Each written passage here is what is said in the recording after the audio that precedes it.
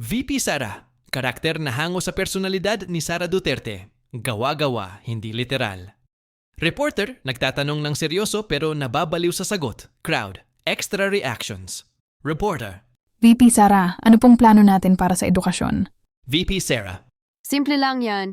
Kung walang pasok, walang problema. Ang batang pagod, dapat matulog. Crowd, wow, galing! Tama rin naman!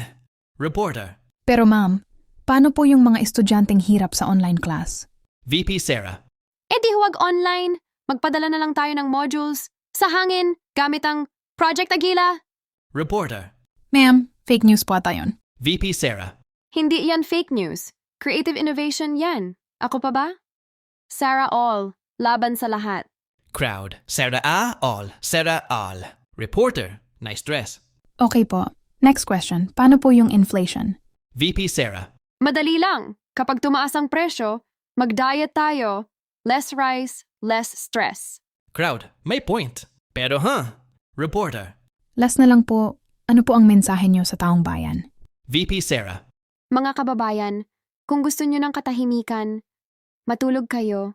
Kasi sa tulog, walang traffic, walang problema, walang bashers, at tandaan, kung hindi mo kayang intindihin ang gobyerno, edi, gobyerno ang umintindi sa'yo. Sara all, laging may sagot kahit di mo inaasahan.